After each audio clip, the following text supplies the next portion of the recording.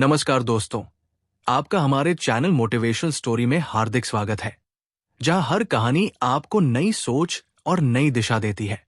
दोस्तों, गौर से सुनिए। दोस्तों, क्या आपने कभी खुद से ये सवाल किया है कि अगर आपका मन आपका गुलाम बन जाए, तो आप क्या नहीं कर सकते? क्या आपने कभी महसूस किया है कि आपकी जिंदगी में सबसे बड़ी लड़ाई बाहर की दुनिया से नहीं, आपके अपने मन से है? सुबह उठने का मन नहीं करता, कुछ नया सीखने का मन नहीं करता, बुरी आदतें छोड़ने का मन नहीं करता, गुस्सा आ जाता है, मन भटक जाता है, काम का मन नहीं करता, और फिर दिन के अंत में पछतावा होता है कि आज भी खुद से हार गया। कभी सोचा है कि ऐसा क्यों होता है? इस वीडियो में हम उसी गहराई तक उतरेंगे जहां से ये सारा खेल शुरू होता है, आपके मन से। और बात बस समझने की नहीं है, बात है जागने की, सच को देखने की और अपने मन को साधने की। क्योंकि जिसने अपने मन को साध लिया, उसने सारा संसार जीत लिया। गौतम बुद्ध ने कहा था, मन ही सब कुछ है, तुम जो सोचते हो वही बन जाते हो। अब जरा सोचिए, अगर आपका मन ही बार बार सोचता है कि मैं कमजोर हूं, मुझे नहीं आता, मेरा ध्यान नहीं लगता, तो वह सोच धीरे धीरे आपका सत्य बन जाती है। और यही है मन की सबसे बड़ी चाल। वो आपकी बनाई हुई आदतों, भावनाओं और यादों का गुलाम बन जाता है और आपको गुलाम बना देता है। मन एक बंदर की तरह है जो हर पल उछलता है, कभी भविष्य की चिंता में तो कभी अतीत के पछतावे में। आपके साथ भी होता है ना? आप कुछ करने बैठते हैं और अचानक मन कोई पुरानी बात याद दिला देता है, कोई दुख, कोई गलती, कोई डर, और फिर आप वही अटक जाते हैं, कुछ करते ही नहीं। आपका शरीर वही बैठा होता है, पर मन कहां होता है, कोई नहीं जानता। अब जरा सोचिए, ये वही मन है जो आपको महान बना सकता है, अगर आप इसे समझ लें, इसे दिशा दे दें। क्योंकि मन खुद नहीं जानता कि क्या अच्छा है, क्या बुरा है। वो तो बस जिस चीज को आप बार बार दोहराते हो, उसी को सच मान लेता है। अगर आप हर रोज खुद से कहते हो, मैं कुछ नहीं कर सकता, मेरा मन नहीं लगता, मेरी किस्मत खराब है, तो मन वही दोहराएगा, वही परोसता रहेगा और आप उसी में डूबते जाओगे। पर अब वक्त आ गया है कि आप इस मन को पहचानो, इसका व्यवहार समझो, इसकी चालाकी पकड़ो और इसे खुद के अधीन करो। मनोविज्ञान कहता है कि हमारे 95% निर्णय हमारे अवचेतन मन से लिए जाते हैं।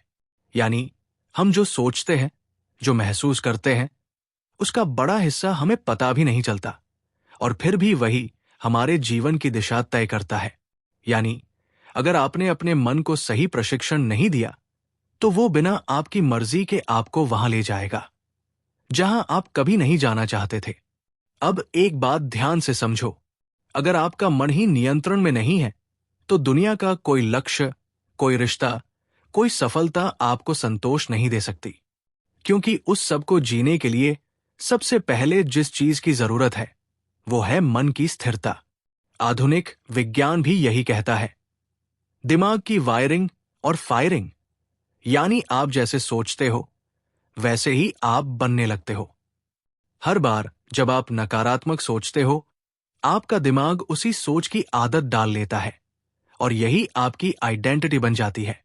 अब जरा रुकिए और सोचिए, क्या आप वाकई अपने मन के मालिक हैं, या फिर आपका मन ही आपको चला रहा है?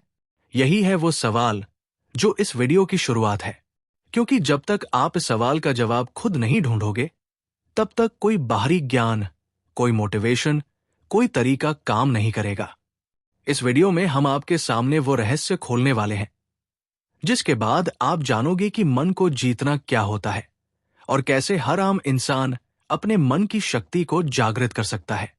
और याद रखिए, मन को जीतना कोई एक दिन का काम नहीं है। ये एक अभ्यास है, एक यात्रा है, एक युद्ध है जो हर दिन लड़ा जाता है। लेकिन अगर आप इस युद्ध को समझ लें, तो जीत पक्की है। अब हम उस बिंदु पर पहुंच चुके हैं जहां से असली सफर शुरू होगा। इस सफर में हम जानेंगे मन को कंट्रोल करने की 5 सबसे शक्तिशाली विधियां, जो ना केवल आपके विचारों को बदलेंगी बल्कि आपके जीवन की दिशा ही मोड़ सकती है। तो बने रहिए इस वीडियो के साथ, क्योंकि अब जो आएगा वो सिर्फ जानकारी नहीं, जागृति है। पहली विधि, सकारात्मक आत्मवार्ता, पॉजिटिव सेल्फ टॉक।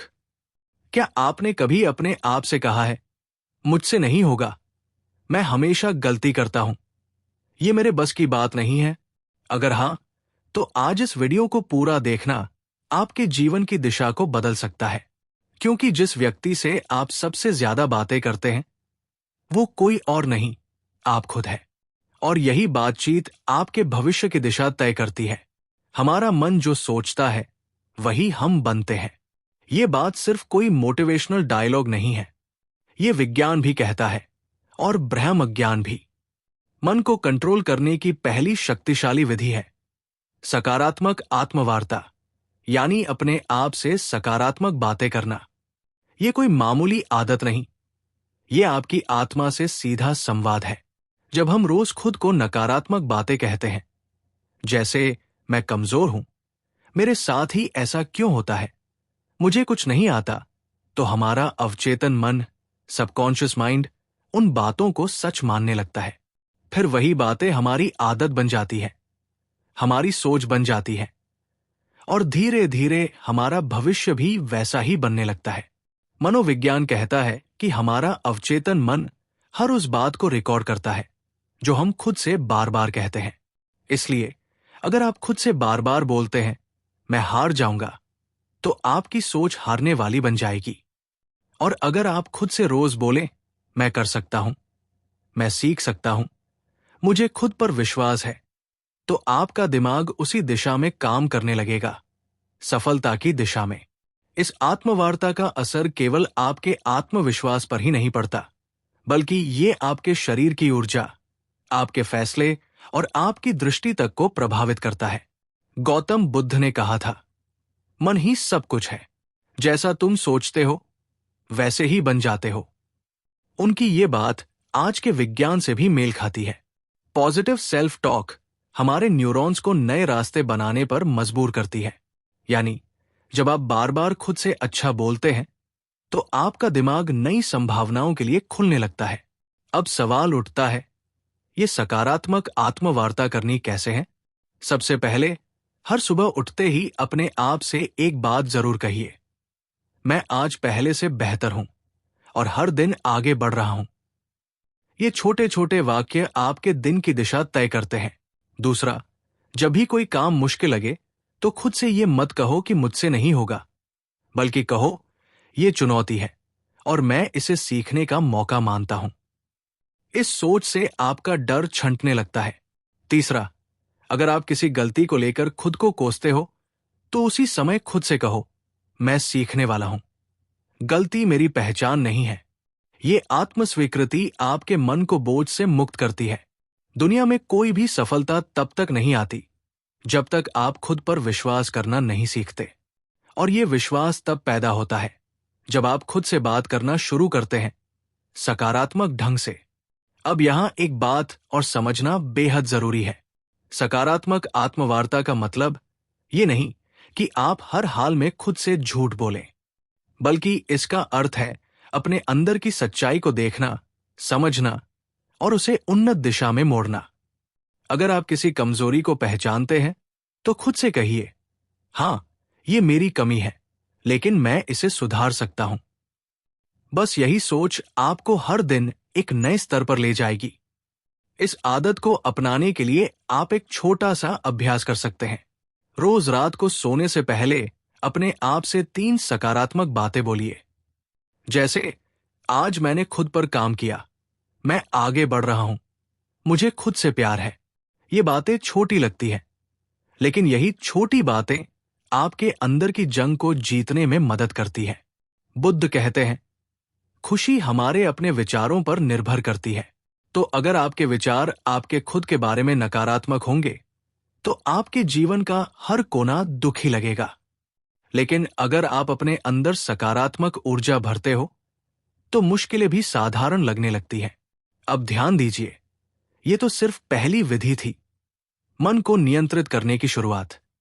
इस यात्रा में आगे और भी गहराई है, और अब हम प्रवेश करेंगे दूसरी विधि में, जो आपके मन को स्थिरता और गहराई प्रदान करेगी, ताकि आप ना केवल सोचे सकारात्मक, बल्कि महसूस करे आत्मिक शक्ति। दूसरी विधि, लक्ष्य निर्धारण, गोल सेटिंग। क्या आपने कभी सोचा है कि मन भटकता क्यों है? क्यों हम अक्सर एक काम शुरू तो करते हैं, लेकिन बीच में ही छोड़ देते हैं? क्यों हमारा मन कभी अतीत की यादों में उलझा रहता है, तो कभी भविष्य की चिंता में खोया रहता है? इसके पीछे एक गहरी वजह है, अस्पष्टता। मन को दिशा तब मिलती है जब उसे पता हो कि उसे जाना कहाँ है, और जब यह दिशा नहीं होती तो मन बिल्कुल उस घोड़े की तरह होता है जो खुली जमीन में बेतहाशा दौड़ रहा हो, बिना किसी मंजिल के। इसलिए मन को नियंत्रित करने की दूसरी शक्तिशाली विधि है लक्ष्य निर्धारण। जी हां, स्पष्ट, यथार्थवादी और प्रेरणादायक लक्ष्य। जिस इंसान ने अपने जीवन का उद्देश्य तय कर लिया, उसका मन खुद ब खुद अनुशासित हो जाता है। गौतम बुद्ध ने एक बार कहा था, यदि कोई व्यक्ति एक बाण को निशाने पर चलाता है तो पहले वो जानता है कि निशाना कहाँ है। उसी प्रकार जीवन को सही दिशा में ले जाने के लिए मनुष्य को पहले अपने लक्ष्य को जानना चाहिए। ये बात सिर्फ बौद्ध दर्शन में नहीं, बल्कि आधुनिक मनोविज्ञान में भी साफ साफ कही जाती है। मनोवैज्ञानिक कहते हैं कि जब आप स्पष्ट लक्ष्य बनाते हैं तो आपका मस्तिष्क एक केंद्र बिंदु ढूंढ लेता है। ये केंद्र बिंदु दिमाग को एक ही दिशा में सोचने, योजना बनाने और मेहनत करने के लिए प्रेरित करता है। जिस तरह जीपीएस लोकेशन डाले बिना रास्ता नहीं दिखाता, उसी तरह लक्ष्य के बिना आपका मन आपको कहीं नहीं ले जाएगा, या फिर किसी ऐसी जगह पहुंचा देगा जहां आप कभी जाना ही नहीं चाहते थे। यहां पर एक महत्वपूर्ण तथ्य आता है, रेटिकुलर एक्टिवेटिंग सिस्टम यानी आरएस। यह हमारे मस्तिष्क का एक खास सिस्टम होता है जो हमें सिर्फ उन्हीं चीजों पर ध्यान देने देता है जो हमारे लक्ष्य से जुड़ी होती है। उदाहरण के लिए, अगर आप सोचते हैं कि मुझे एक लेखक बनना है, तो अचानक आपको किताबें, लेखन से जुड़ी जानकारी और अवसर खुद ही दिखने लगते हैं। यह कोई जादू नहीं है, यह आपका लक्ष्य और दिमाग का आपसी तालमेल है। अब सवाल यह है, लक्ष्य कैसा होना चाहिए? कई बार लोग बहुत बड़े बड़े लक्ष्य बना लेते हैं, लेकिन वो इतने धुंधले और अनियोजित होते हैं कि दिमाग उन्हें समझ ही नहीं पाता। इसलिए पहला कदम है अपने लक्ष्य को स्पष्ट और यथार्थवादी बनाना। उदाहरण के लिए, अगर आप कहते हैं मुझे सफल बनना है, तो ये बहुत ही धुंधला लक्ष्य है। लेकिन अगर आप कहते हैं मुझे अगले 6 महीनों में एक किताब लिखनी है, या मुझे 1 साल में एक छोटा बिजनेस शुरू करना है, तो आपका दिमाग उस लक्ष्य को पकड़ पाता है। यहां एक और बात समझना जरूरी है, लक्ष्य केवल मस्तिष्क को दिशा ही नहीं देता, बल्कि भावनात्मक ऊर्जा भी प्रदान करता है। जब हम एक लक्ष्य बनाते हैं और उसे पाने की कल्पना करते हैं, तो हमारे दिमाग में डोपामिन नामक रसायन रिलीज होता है। यह रसायन हमें खुशी, प्रेरणा और एक सकारात्मक ऊर्जा देता है। यानी लक्ष्य केवल मन को रोकता नहीं, बल्कि उसे चलने की सही प्रेरणा भी देता है। अब एक और सवाल उठता है, क्या एक लक्ष्य ही काफी है? तो इसका उत्तर है नहीं। लक्ष्य का विभाजन होना चाहिए, दीर्घकालिक, लॉन्ग टर्म, मध्यकालिक, मिड टर्म और लघुकालिक, शॉर्ट टर्म। क्योंकि जब हम एक बहुत दूर का लक्ष्य बनाते हैं और उसके बीच कोई पड़ाव नहीं रखते, तो हमारा मन थक जाता है और कहता है अभी तो बहुत दूर है, फिर कभी शुरू करेंगे। इसलिए छोटे छोटे पड़ाव होना जरूरी है, ताकि मन को हर पड़ाव पर एक संतुष्टि और प्रगति की भावना मिलती रहे।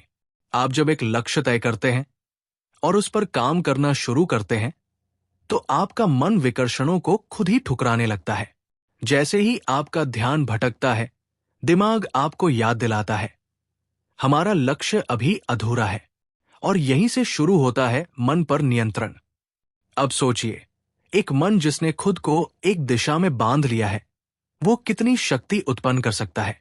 आपने देखा होगा, जब आप किसी जरूरी काम में पूरे मन से लगे होते हैं, तो आपको भूख, प्यास, थकावट कुछ भी महसूस नहीं होता। क्यों? क्योंकि लक्ष्य ने आपके मन को पूर्ण रूप से फोकस कर दिया है। यही शक्ति अगर हर दिन की आदत बन जाए तो आपका जीवन वो रूप ले सकता है जिसकी कल्पना आपने कभी सिर्फ सपनों में की थी। आज के समय में सबसे बड़ी बीमारी क्या है? Overthinking, anxiety, distraction. और इन सब का इलाज है लक्ष्य। लक्ष्य तय कर लीजिए और फिर देखिए आपका मन कैसे स्वतः अनुशासित होने लगता है। वो हर चीज जो आपका समय बर्बाद कर रही है वो बेकार लगने लगेगी। मन बार बार आपको खींचकर आपके लक्ष्य की तरफ ले जाएगा। ये कोई चमत्कार नहीं, ये मन की दिशा बदलने की तकनीक है। अब जरा ये विचार कीजिए, अगर एक छोटा सा चुंबक लोहे की सुई को खींच सकता है तो एक स्पष्ट और सशक्त लक्ष्य आपके मन को कितना खींच सकता है? मन जो अभी तक इधर उधर भागता फिर रहा था वो धीरे धीरे उस चुंबक यानी लक्ष्य की ओर आकर्षित होने लगेगा। गौतम बुद्ध ने कहा था, मन अत्यंत चंचल है, लेकिन यदि उसे साध लिया जाए तो वो आपके सबसे बड़े शत्रु को भी मित्र बना सकता है।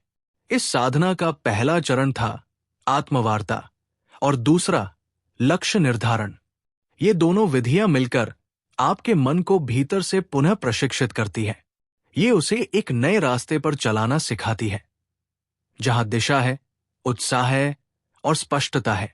तो अगर आप चाहते हैं कि आपका मन आपकी बात माने तो सबसे पहले आप उसे बताइए कि कहां जाना है। फिर देखिए कैसे वह रास्ता खुद बनाने लगता है। और यहीं से शुरू होती है वास्तविक आत्मशक्ति की यात्रा। दोस्तों, क्या आप जानते हैं कि हमारा मन सबसे अधिक बेचैन तब होता है जब हमारे पास समय की कोई योजना नहीं होती, जब हम हर काम को टालते जाते हैं, जब दिन रात सिर्फ भागदौड़ बनकर रह जाते हैं, लेकिन फिर भी मन शांति को नहीं छू पाता। तब असल में दिक्कत समय की नहीं होती बल्कि उस समय के प्रबंधन की होती है। और यहीं से शुरू होती है मन को काबू में रखने की तीसरी शक्तिशाली विधि, समय प्रबंधन। आज हम जिस दुनिया में जी रहे हैं वहां व्यस्त रहना एक ट्रेंड बन गया है, लेकिन व्यस्त होना और व्यस्तता का प्रबंधन कर पाना ये दोनों एक जैसी चीजें नहीं हैं। अगर आप दिन भर बहुत कुछ करते रहते हैं लेकिन अंत में थक कर गिर पड़ते हैं और खुद से ही नाराज रहते हैं तो यकीन मानिए आप समय को नहीं चला रहे हैं, समय आपको चला रहा है। और जब समय हमें चलाने लगे तो मन खुद ब खुद बेचैन, चिंतित और थका हुआ महसूस करता है। हमारा मस्तिष्क तब सबसे अच्छा काम करता है जब वो जानता है कि अगला कदम क्या है। मन को दिशा चाहिए, स्पष्टता चाहिए, और वो स्पष्टता आती है अच्छे समय प्रबंधन से। जब आप हर काम के लिए एक उचित समय निर्धारित कर देते हैं, जब आप जानते हैं कि किस काम को कब करना है, तो आपका मन खुद ब खुद शांत रहता है, क्योंकि उसे पता है अब कुछ भी अनियंत्रित नहीं है। समय प्रबंधन केवल घड़ी की सुइयों को देखने का नाम नहीं है। ये एक विज्ञान है, एक कला है और साथ ही एक साधना है। अगर आपने इसे साध लिया तो आप केवल अपने दिन को नहीं, अपने जीवन को, अपने भाग्य को और अपने मन को भी साध लेंगे। आधुनिक मनोविज्ञान कहता है कि जब हम अपने दिन की योजना बनाते हैं और उसे फॉलो करते हैं तो हमारा ब्रेन डोपामिन नामक एक रसायन छोड़ता है जो हमें संतुष्टि और ऊर्जा का एहसास कराता है। ये वही रसायन है जो तब निकलता है जब हम कोई उपलब्धि प्राप्त करते हैं। यानी यदि आप हर सुबह अपनी दिनचर्या तय कर लेते हैं और दिन के अंत में उस पर टिके रहते हैं तो आपका मस्तिष्क आपको एक सफल व्यक्ति की अनुभूति देता है, जिससे आत्मविश्वास बढ़ता है, चिंता घटती है और मन शांत होता है। अब बात करें ब्रह्मा ज्ञान की, तो हमारे प्राचीन ग्रंथों में भी समय को सबसे बड़ा गुरु माना गया है। वेदों में कहा गया है, कालो ही परम बलम, अर्थात समय ही सबसे बड़ी शक्ति है। जो इस शक्ति के साथ चलना सीख लेता है उसके लिए कोई भी लक्ष्य असंभव नहीं रह जाता। गौतम बुद्ध भी समय के महत्व को भली भांति समझते थे। उन्होंने एक जगह कहा था, जो व्यक्ति एक क्षण को भी व्यर्थ नहीं जाने देता वो जीवन को पूर्णता के साथ जीता है। बुद्ध के अनुसार जीवन की सच्ची शांति तभी संभव है जब हम हर क्षण में जागरूक रहें, हर पल का उपयोग करें। उन्होंने एक और अद्भुत बात कही थी, भविष्य की चिंता मत करो, भूतकाल के पछतावे में मत रहो, वर्तमान क्षण में जियो, क्योंकि यही पर जीवन है। समय प्रबंधन हमें वर्तमान में केंद्रित रहने की कला सिखाता है। जब हम अपने कार्यों को समयबद्ध करते हैं, तो हम अपने मन को अनावश्यक विचारों और चिंता से बचाते हैं। इससे मन ना तो अतीत की गलियों में भटकता है, ना भविष्य की अनिश्चितता में उलझता है। वो ठहरता है, जागता है और नियंत्रण में आता है। आधुनिक समय में अगर कोई व्यक्ति कहता है, मेरे पास समय नहीं है, तो असल में वो कह रहा है, मेरे पास प्राथमिकता तय करने की कला नहीं है। क्योंकि सच ये है कि हम सबके पास एक ही दिन के 24 घंटे हैं। अंतर केवल इस बात में है कि कोई उन्हें कैसे उपयोग करता है। कोई उस समय से अपने सपनों का महल बना लेता है, तो कोई उसी समय को टाल-मटोल और आलस्य में गवा देता है। एक और मनोवैज्ञानिक शोध ये बताता है कि जब कोई व्यक्ति अपने कामों को प्रॉपर टाइम फ्रेम में बांट देता है, तो उसकी निर्णय लेने की शक्ति और आत्मनियंत्रण यानी सेल्फ कंट्रोल में 35% तक की वृद्धि देखी जाती है। यानी समय की सही योजना न केवल काम में सहायता करती है, बल्कि मनोबल और मानसिक स्थिरता को भी बढ़ाती है। अब सोचिए, अगर हर सुबह उठकर आप केवल इतना जान ले कि आज का दिन आपके हाथ में है और आपको इसे इस प्रकार जीना है कि शाम तक आपका मन थक कर नहीं, बल्कि तृप्त होकर सोएं, तो कितना बदल जाएगा आपका जीवन। आप स्वयं अनुभव करेंगे कि मन अब उतना बेकाबू नहीं है, विचारों का शोर कम हो रहा है और एक गहरी स्पष्टता जन्म ले रही है। समय का सही प्रबंधन एक तरह से अपने आप से किया गया सबसे सुंदर वादा है कि मैं अपने जीवन को अनमोल मानता हूं और इसे यूं ही व्यर्थ नहीं जाने दूंगा। और जब यह भाव मन में दृढ़ हो जाता है, तब मन भी उसी अनुरूप काम करता है। वो आपके नियंत्रण में आने लगता है। तो यदि आप अपने मन को नियंत्रित करना चाहते हैं, शांत और स्थिर बनाना चाहते हैं, तो अपनी दिनचर्या को पुनर्रचिए। हर घंटे का हिसाब रखिए और सबसे जरूरी, हर पल को पूरी जागरूकता और गहराई से जीने की आदत डालिए। जब मन देखेगा कि आप समय का सम्मान कर रहे हैं, तो वो भी आपको सम्मान देगा। दोस्तों, क्या आप जानते हैं, हम सबके भीतर एक ऐसी शक्ति है जो अगर जाग जाए तो ना कोई डर टिक सकता है, ना कोई चिंता, ना कोई भ्रम। लेकिन अफसोस की बात यह है कि आज की भागदौड़ भरी जिंदगी में हम उस शक्ति से बिल्कुल कट चुके हैं। मन एक भटकती हुई हवा बन गया है, कभी अतीत के पछतावे में उलझा हुआ, तो कभी भविष्य की चिंता में डूबा हुआ। और यही सबसे बड़ा कारण है मानसिक अशांति का, नींद ना आने का, अकेलेपन का और आत्मविश्वास की कमी का। आज हम बात करने जा रहे हैं ध्यान की, यानी मेडिटेशन की। ये सिर्फ कोई साधना नहीं, ये कोई ट्रेंड नहीं, ये कोई वेस्टर्न तकनीक नहीं, बल्कि ये हमारी ही आत्मा का द्वार है, जिससे होकर हम अपने भीतर के सच्चे स्वरूप तक पहुंच सकते हैं। हर दिन कुछ ही मिनट का ध्यान आपके पूरे जीवन की दिशा बदल सकता है। और ये कोई अतिशयोक्ति नहीं है, ये विज्ञान भी मान चुका है और ब्रह्मा ज्ञान भी बार बार इसी बात की पुष्टि करता है। जब आप ध्यान करते हैं, तो सबसे पहले जो होता है वो ये कि आपका मन स्थिर होता है। वो मन जो अभी तक बंदर की तरह इधर उधर कूद रहा था, वो शांत हो जाता है। और जब मन शांत होता है, तभी तो आप अपने विचारों को स्पष्ट देख सकते हैं। ये क्लैरिटी ऑफ थॉट्स ही आपकी हर समस्या का हल है, क्योंकि समस्या से ज्यादा परेशान करने वाला तो भ्रम होता है, और भ्रम तब टूटता है जब विचारों में स्पष्टता आती है। आज मनोवैज्ञानिक भी कहते हैं कि जब कोई व्यक्ति रोज 10 से 15 मिनट ध्यान करता है, तो उसका अमिगडाला, जो हमारे मस्तिष्क का वो हिस्सा है जो डर और चिंता को नियंत्रित करता है, वो छोटा होने लगता है और इससे व्यक्ति का इमोशनल रिस्पॉन्स सुधरने लगता है। मतलब ये कि जो बात पहले आपको बहुत जल्दी गुस्सा दिला देती थी, वही बात अब शायद आपको हंसी में टालने की शक्ति दे दे। जो पहले आपकी नींद छीन लेती थी, वही अब आपको गहरी नींद में डुबा दे।